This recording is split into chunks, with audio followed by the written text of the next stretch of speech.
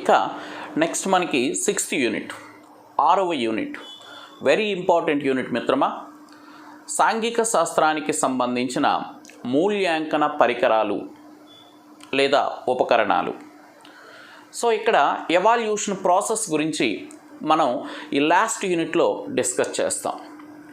First అసలు మూల్యాంకనం అంటే ఏమిటి, what is meant by evaluation. ఇక్కడ సెకండరీ విద్యా కమిషన్ నిర్వచనాలు, రాల్ఫ్ టైలర్ నిర్వచనాలు, ఇలా ఈ నిర్వచనాల గురించి మనం నేర్చుకుంటాం. ఎవాల్యూషన్ మూల్యాంకనం అంటే ఏమిటి.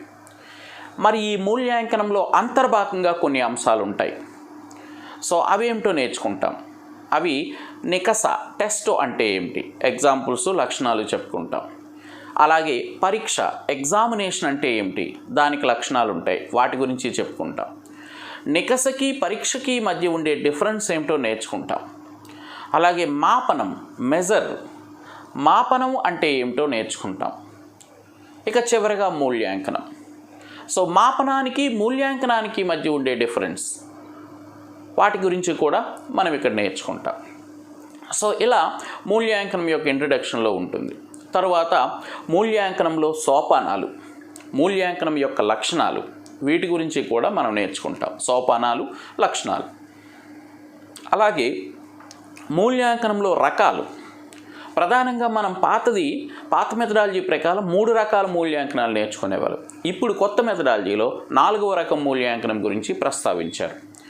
సో నిర్మాణాత్మక మూల్యాంకనం ఫార్మేటివ్ ఎవాల్యుయేషన్, సమగ్ర మూల్యాంకనం సమ్మేటివ్ ఎవాల్యుయేషన్, లోప నిర్ధారణ మూల్యాంకనం డయాగ్నోస్టిక్ ఎవాల్యుయేషన్, ప్రాగుప్తీకర మూల్యాంకనం ప్రోగ్నాస్టిక్ ఎవాల్యుయేషన్. సో నిర్మాణాత్మక, సమగ్ర, లోప నిర్ధారణ, ప్రాగుప్తీకర లేదా ప్రాయోగిక. సో ఇలా మనకి 4 రకాల మూల్యాంకనముల గురించి ఇప్పుడు ప్రస్తావించారు. వాటి గురించి మనం నేర్చుకోవాలి. ఇక్కడ 2018 డిఎస్సిలో 2 బిట్లు వచ్చాయి. మూల్యాంకనం యొక్క సోపానాల మీద 1 బిట్ వచ్చింది. మూల్యాంకన రకాల మీద 2 బిట్లు వచ్చాయి. నెక్స్ట్ ఎక్కిపోతే మూల్యాంకన ఉపకరణాలు, టూల్స్ ఆఫ్ ఎవాల్యుయేషన్. సో ఈ టూల్స్ ఆఫ్ ఎవాల్యుయేషన్లో మౌఖికపరమైన పరీక్షలు, ఓరల్ టెస్ట్స్ ఉంటాయి. అలాగే లిఖితపరమైన పరీక్షలు, రిటన్ టెస్ట్స్ ఉంటాయి. మళ్ళీ ఆ లిఖితపరమైన పరీక్షల్లో వ్యాసరూప ప్రశ్నలు, ఎస్సే టైప్ క్వశ్చన్స్, లక్ష్యాత్మక ప్రశ్నలు, ఆబ్జెక్టివ్ టైప్ క్వశ్చన్స్ ఉంటాయి.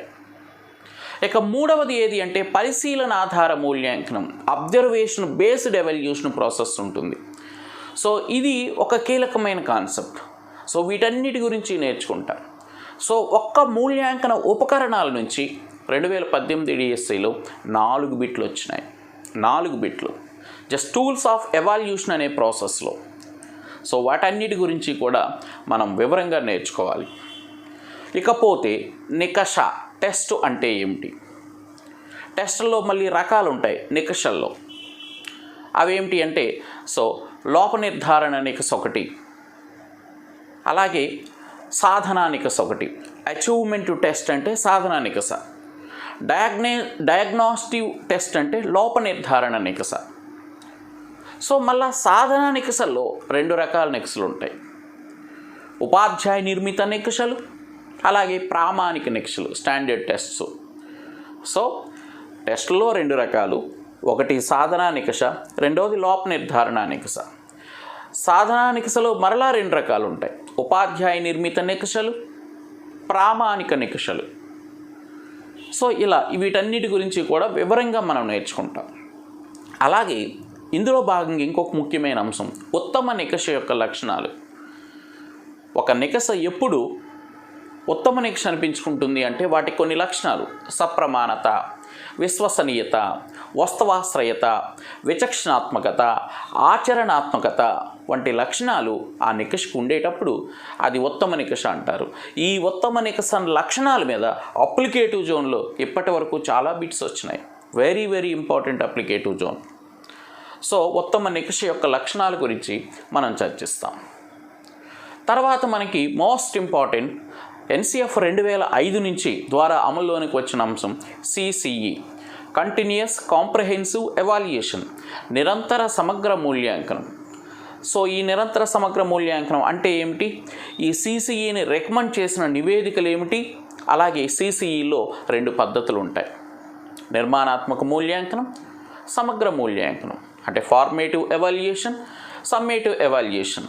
సో ఫార్మేటివ్ ఎవాల్యుయేషన్ అంటే ఏమిటి, సమ్మేటివ్ ఎవాల్యుయేషన్ అంటే ఏమిటి, ఫార్మేటివ్ ఎవాల్యుయేషన్ ఎప్పుడు కండక్ట్ చేస్తారు, సమ్మేటివ్ ఎవాల్యుయేషన్ ఎప్పుడు కండక్ట్ చేస్తారు. సో వీటికి కొన్ని రూల్సెస్ ఉంటాయి. సో వీటి గురించి మనం నేర్చుకుంటాం. ఇందులో అంతర్భాగంగానే గ్రేడింగ్ సిస్టమ్ గురించి కూడా మనం నేర్చుకుంటాం. ఇక చివరిగా అభ్యసన వైకల్యత కలిగిన పిల్లలకి ఎలా మూల్యాంకనం చేస్తావు. ఇప్పుడు మనకి పాఠశాలలో చాలామంది పిల్లలు ఉంటారు, అందరూ ఒకే సాధారణమైన పిల్లలు ఉండరు. కొంతమందికి వినికిడి లోపం ఉంటుంది, అంటే పూర్తి స్థాయి లోపం కాదు, కొంత వైకల్యత ఉంటుంది. కొంతమందికి చదవటంలో వైకల్యత ఉంటుంది, కొంతమందికి రాయటంలో వైకల్యత ఉంటుంది. మరి ఇట్లాంటి పిల్లలకి నువ్వు వీళ్ళని ఎలా ఎవాల్యూట్ చేస్తావు, ఎలా మూల్యాంకనం చేస్తావు. ఏదో ఒక వైకల్యత వాళ్ళలో ఉంది. సో ఇట్లాంటి అభ్యసన వైకల్యత కలిగిన పిల్లలు ఎవరైతే ఉంటారో వాళ్ళని ఏ విధంగా మూల్యాంకనం చేయాలి అనేది ఇక చివరి అంశం అన్నమాట. సో ఇట్లా ఈ మూల్యాంకనం అనే టాపిక్ గురించి మనం చర్చిస్తాం. ఇది కూడా చాలా ఇంపార్టెంట్ యూనిట్. మిత్రులారా, ఎప్పటి వరకు మనం 6 యూనిట్లను అధ్యయనం చేస్తే సిలబస్ ఎక్కువగా ఉండే యూనిట్ ఏది అంటే 3వ యూనిటే, విద్యా ప్రణాళిక మరియు ఇతర అంశాలు. సో చాలా ఎక్కువ సిలబస్ ఉంది అందులో. అలాగే ఈ 6వ యూనిట్ కూడా విద్యా ప్రణాళిక దగ్గర కొంచెం సిలబస్ ఎక్కువగా ఉంటుంది. సో 3, 4, 6 ఈ 3 యూనిట్లు ఎక్కువ సిలబస్ పరిధిని కలిగి ఉంటాయి. అలాగే మార్కుల్ని కూడా ఎక్కువగా గెయిన్ చేసే అవకాశం ఉంటుంది. సో ఇది మనకి సోషల్ స్టడీస్లో సిలబస్. అలాగే మనం ఇప్పుడు ఈ 2018 డిఎస్సిలో ఎవాల్యుయేషన్ మీద ఎట్లాంటి ప్రశ్నలు వచ్చాయనేది మనం చర్చిస్తాం. చర్చించే ముందు ఒక్క మాట మిత్రులారా, సోషల్ స్టడీస్ ఏమీ పెద్ద భయంకరమైన సబ్జెక్ట్ కాదు. ఫస్ట్ మన భయాన్ని విడనాడండి. చదివింది కొంచెం అర్థవంతంగా చదవండి. డౌట్ వస్తే ఎవరైనా తెలిసిన వాళ్ళని అడగండి. అంతేగాని మెథడాలజీ అంటే నాకు భయం, అదొక అర్థం కాని సబ్జెక్ట్లా ఉంటుంది, ఇట్లాంటి ఆలోచనలు తీసేయాలి ఫస్ట్ మైండ్ నుంచి. టెక్స్ట్ బుక్ బాగా చదవాలి, అర్థం చేసుకొని చదవాలి. అర్థం కానిది ఎవరినైనా అడగాలి, లేదా అర్థం చేసుకోవడానికి ప్రయత్నం చేయాలి.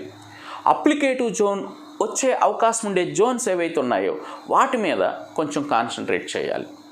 సో జాగ్రత్తగా చదివితే సోషల్ స్టడీస్లో వాడి పేపర్ 20 మార్కులకి ఇవ్వనివ్వండి మెథడాలజీ, లేదా 30కి ఇవ్వనివ్వండి, 15కి ఇవ్వనివ్వండి, టెట్ కానివ్వండి, డిఎస్సి కానివ్వండి, సీటెట్ కానివ్వండి, ఎనీ ఈజీగా సునాయాసంగా మనం ఆన్సర్ చేయొచ్చు. దీనికి సంబంధించి నేను మెటీరియల్ కూడా రూపొందిస్తున్నాను. బిట్ బ్యాంక్ రిలీజ్ అవుతుంది, వీడియో క్లాసులు ఉంటాయి, యాప్ కూడా మీకు అందుబాటులో ఉంటుంది. ఇంకా బాగా నేర్చుకొని అర్థం చేసుకొని ఎవరికైనా అవకాశం ఉంటే షేర్ చేయండి. మీకు నచ్చితే సబ్స్క్రైబ్ చేయండి. డెఫినెట్గా దీని మీద మనం మంచి మార్కులు గెయిన్ చేద్దాం, బాగా వర్కౌట్ చేద్దాం. ఓకేనా? ఇక మిత్రులారా, ఇక ఈ చివరి యూనిట్ మూల్యాంకనం అనే యూనిట్కి సంబంధించి 2018 డిఎస్సి పేపర్లో అడిగిన ప్రశ్నలు ఎలా ఉన్నాయో మనం చర్చిద్దాం. చూడండి, చాలా ఇందులో అప్లికేటివ్ జోన్లో ప్రశ్నలు ఉన్నాయి, డైరెక్ట్ లైన్ ప్రశ్నలు ఉన్నాయి. జాగ్రత్తగా మనం గమనిస్తే ఒక విద్యార్థి యొక్క వ్యక్తిగత నిష్పాదన లేదా సాధనం నిర్ధారిత ప్రమాణాలతో పోల్చడం పైన దృష్టి సారించే మూల్యాంకన రకం ఏది అడిగాడు. ఒక విద్యార్థి యొక్క వ్యక్తిగత నిష్పాదన లేదా సాధనం నిర్ధారిత ప్రమాణాలతో పోల్చడం పైన దృష్టి సాధించే మూల్యాంకన రకం ఏది అన్నాడు. విద్యార్థులారా గమనించండి, మనకి కొత్త టెక్స్ట్ బుక్లో ఒక నూతన మూల్యాంకన రకం ఉంది. జనరల్గా మనకి నిర్మాణాత్మక మూల్యాంకనం, సమగ్ర మూల్యాంకనం, లోప నిర్ధారణ మూల్యాంకనం అనేది ఇంతవరకు మనం నేర్చుకున్నాం. కానీ ఇప్పుడు ప్రాయుక్తిక మూల్యాంకనం అనేదాన్ని మనం 4వ దానిగా నేర్చుకుంటాం. అందులో పేజీ నెంబర్ 391లో లైన్ అండి, ఇది 3వ పేరాలో డైరెక్ట్ లైన్ అడిగేశాడు. సో అందులో ఏముంటుందంటే ఒక విద్యార్థి యొక్క వ్యక్తిగత నిష్పాదనను, వ్యక్తిగత ప్రతిభను మనం ఈ రకమైన మూల్యాంకనం ద్వారా ఈ మూల్యాంకనంలో వివిధ ప్రామాణిక పరికరాలను ఉపయోగించి మనం కొలుస్తాం. సో కాబట్టి ఏ మూల్యాంకనం ఆప్షన్స్ ఏమన్నాడంటే 1 లక్షణాత్మక మూల్యాంకనం, 2 నియమరూప మూల్యాంకనం, 3 లోప నిర్ధారణ మూల్యాంకనం, 4 ప్రాయుక్తిక మూల్యాంకనం. సో రైట్ ఆన్సర్ ప్రాయుక్తిక మూల్యాంకనం. సో పేజ్ నెంబర్ 391లో ఉంది ఇది, చూడండి ఒకసారి. నెక్స్ట్, ప్రశ్నలు తయారీకి సంబంధించి సరికాని వాక్యం. ప్రశ్నలు తయారీకి సంబంధించి సరికాని వాక్యం. 1, ప్రశ్నల తయారీలో భాషా స్పష్టత ఉండాలి, అంతే కదా, రైట్. 2ది, ప్రశ్నలు ఒక లక్ష్యాన్ని సాధించే విధంగా లేదా ఒక విద్యా ప్రమాణానికి అనువుగా ఉండాలి, ఇది రైటే. 3వది, రూపొందించిన ప్రశ్నలు ఎల్లప్పుడూ పరిమిత జవాబు రాయడానికి అవకాశం ఇవ్వాలి. సో లిమిటెడ్ ఆన్సర్, ఇది తప్పు. జవాబు ఎంతైనా ఉండవచ్చు. ఎస్ఐ టైప్ క్వశ్చన్కి ఎక్కువ ఉంటుంది, షార్ట్ ఆన్సర్ క్వశ్చన్కి తక్కువ ఉంటుంది, కానీ పరిమిత జవాబే అంటున్నాడు ఇక్కడ, ఇది రాంగ్ ఆన్సర్. సో ఇదొక క్వశ్చన్. నెక్స్ట్ మనకి ఈ క్వశ్చన్ చూడండి. విద్యార్థుల పోర్ట్ఫోలియోలు మాపనం వీరి ద్వారా జరపవచ్చు. లైన్ అండి ఇది, అద్భుతమైన లైన్. పేజ్ నెంబర్ 439లో ఉంది, చూసుకోండి. సో మనకి పోర్ట్ఫోలియోలు ఎవాల్యూషన్ టాపిక్లో పోర్ట్ఫోలియోల దగ్గర పేజ్ నెంబర్ 439లో ఈ లైన్ ఉంది. విద్యార్థులు పోర్ట్ఫోలియోలు మాపనం వీరి ద్వారా జరపవచ్చు. 1, విద్యార్థులే స్వయంగా. 2వది, తరగతి ఉపాధ్యాయుడు. 3వది, విద్యార్థులు స్వీయ మూల్యాంకనంతో పాటు సంబంధిత ఉపాధ్యాయులు. 4, పాఠశాల ప్రధాన ఉపాధ్యాయుడు. సో రైట్ ఆన్సర్ ఏదంటే పేజ్ నెంబర్ 439లో ఉంటుందండి. విద్యార్థుల యొక్క పోర్ట్ఫోలియోలు విద్యార్థులే స్వయంగా పరీక్షించుకోవాలి. So option number 1 is the right answer. Next, క్రింది పేర్ల సమూహంలో ఏది మిగతా వాటికన్నా భిన్నంగా ఉందో గుర్తించి దాని కింద గీత గీయండి. ఒకసారి చూడండి. క్రింద పేర్ల యొక్క సమూహంలో ఏది మిగతా వాటికన్నా భిన్నంగా ఉందో గుర్తించండి. గుర్తించిన తర్వాత దాని కింద గీత గీయండి. గురునానక్, జీసస్ క్రీస్తు, హజరత్ మహమ్మద్, ఆర్యభట్ట. అంటే ఇక్కడ ముగ్గురు ఒక మతానికి, వేరు మతాలకు సంబంధించిన వాళ్ళు. ఆర్యభట్ట వేరనమాట. సో ఈ ప్రశ్న లక్ష్యాత్మక ప్రశ్నలో ఏ రకానికి సంబంధిస్తుంది చూడండి. సంబంధాలంటే రిలేషన్, నో. వర్గీకరణ అనమాట. అంటే నలుగురిలో ముగ్గురు ఒక రకం, ఇంకొకరు ఒక రకం, ఆ ఒకడిని వర్గీకరణ చేసి చూపించాలి. That is the classification question అంటాం. ఇక్కడ ఆర్యభట్ట వర్గీకరణ చేస్తున్నాం కదా, కాబట్టి రైట్ ఆన్సర్ ఈ సెకండ్ వన్, అంతే. నెక్స్ట్ మనకి మిగతావి చూస్తే రైట్ చూడండి. ఇక్కడ ప్రశ్నలు చాలా ఎవాల్యూషన్ నుంచి బాగా ప్రశ్నలు వస్తాయి మనకి ఎప్పుడు కూడా, మీరు గమనిస్తే చూడండి. నిర్మాణాత్మక మూల్యాంకనంలో గల యాదృచ్ఛిక మూల్యాంకన సాధనాల్లో ఇదొకటి. మిత్రులారా, ఇక్కడ గమనిస్తే యాదృచ్ఛిక మూల్యాంకన సాధనాలు అన్నాడు అనమాట. So it is the informal. యాదృచ్ఛిక అంటే అనుకోకుండా, ఇన్ఫార్మల్. చూడండి, నియోజనాలు, అసైన్మెంట్స్ ఇస్తాం. Option number 1 checklist, option number 2 నియోజనం, option number 3 quiz, option number 4 పరిశీలన. సో చెక్ లిస్టులు అనేవి ఇవి యాదృచ్ఛికం.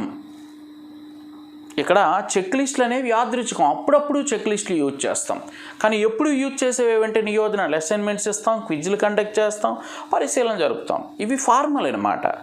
యాదృచ్ఛికం అంటే ఇన్ఫార్మల్. వాళ్ళు అడిగింది యాదృచ్ఛికమైన మూల్యాంకన సాధనం ఏది అని అడిగాడు, అంటే చెక్ లిస్ట్ అనమాట. ఇది అప్పుడప్పుడు నిర్వహించేది. సో ఆప్షన్ నెంబర్ 1 అనేది రైట్ ఆన్సర్. నెక్స్ట్ క్వశ్చన్ చూడండి. విద్యార్థులచే ఇవ్వబడిన పరిపుష్టి అనేది సంగ్రహణాత్మక మూల్యాంకన సాధనాల్లో ఈ రకానికి సంబంధించింది. పరిపుష్టి అండి, ఫీడ్బ్యాక్ అనమాట. వాడికి ఎంతవరకు అర్థమైందో మనం ఎప్పటికప్పుడు ప్రశ్నించాలి, తెలుసుకోవాలి. సో ఫీడ్బ్యాక్ మన పాఠం చెప్పేయటమే కాదు, అది వాడికి అర్థమైందా లేదా మనం ప్రశ్నలు, అనుబంధ ప్రశ్నలు, ఉప ప్రశ్నలు వేస్తూనే ఉండాలన్నమాట. సో కాబట్టి ఇది నియత టెక్నిక్కా, యాదృచ్ఛిక టెక్నిక్కా, అనియత టెక్నిక్కా, నియత మరియు యాదృచ్ఛిక. నియత టెక్నిక్ ఫార్మల్ అనమాట. సో ఎప్పుడూ మనం దీన్ని వాడుతూ ఉంటాం. సో కాబట్టి ఫీడ్బ్యాక్ మనకు కావాలి. మనకి ఫీడ్బ్యాక్ను బట్టే మనం ఎట్లా టీచ్ చేయాలి, ఏ మెథడ్ యూజ్ చేయాలి, ఏ స్ట్రాటజీ యూజ్ చేయాలి. సో కాబట్టి ఇది నియత టెక్నిక్, ఫార్మల్ టెక్నిక్ అన్నమాట. నెక్స్ట్ చూడండి.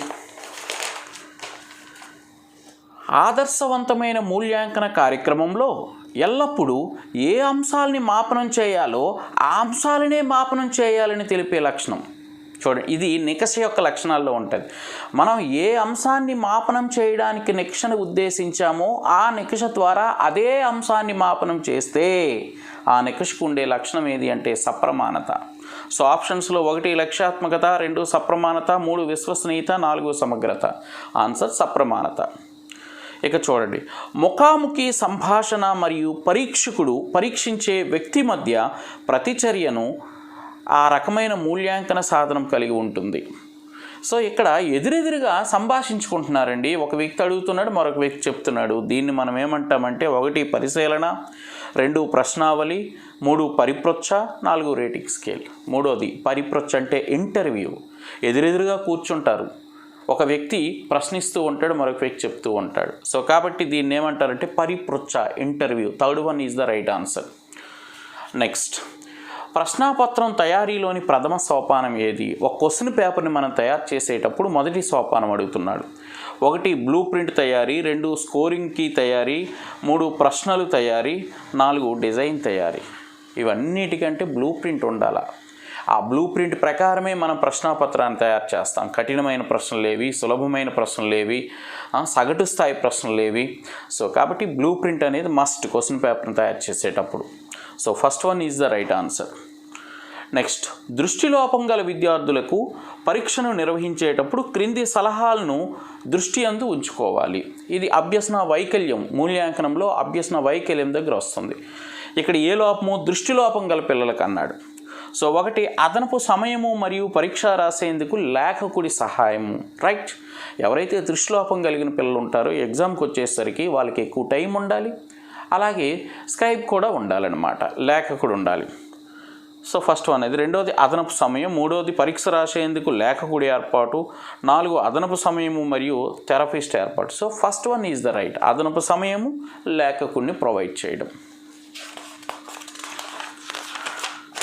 నెక్స్ట్ మనకి చూడండి,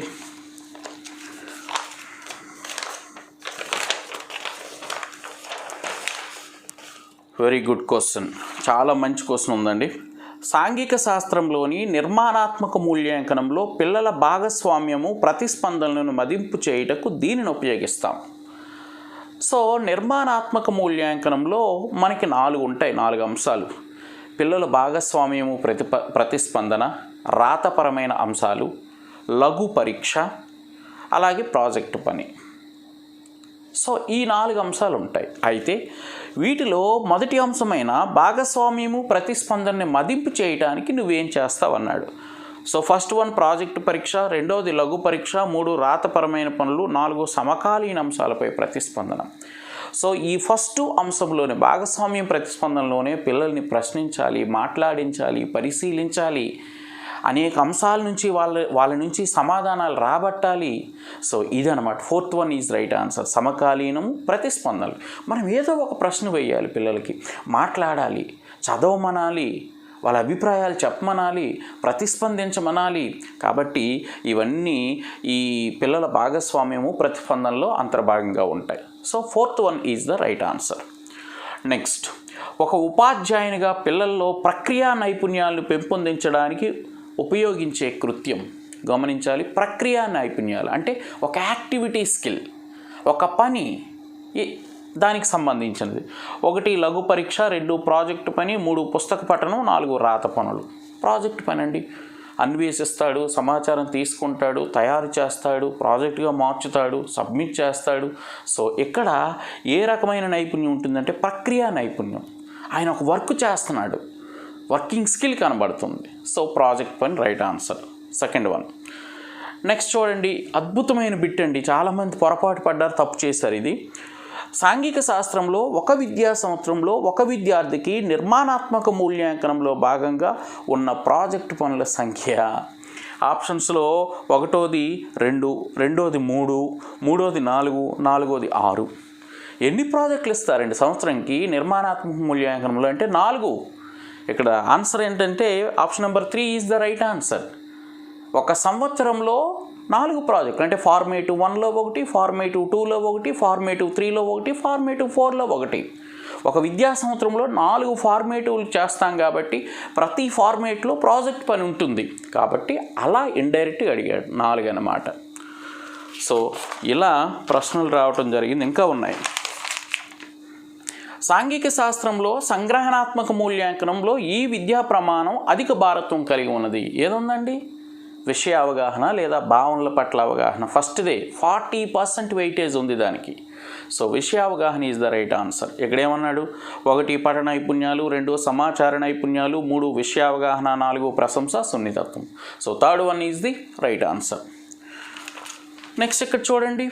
ఈ మూల్యాంకనం ఉపాధ్యాయునికి ఒక దీర్ఘకాలికమైన సమస్యకు గల కారణాలు, స్వభావం తెలుసుకొని దాని నివారణ మార్గం గురించి ప్రణాళిక చేయుటకు దోహదపడుతుంది. పేరులోనే ఉందండి, సమస్య, కారణము, పరిష్కారము.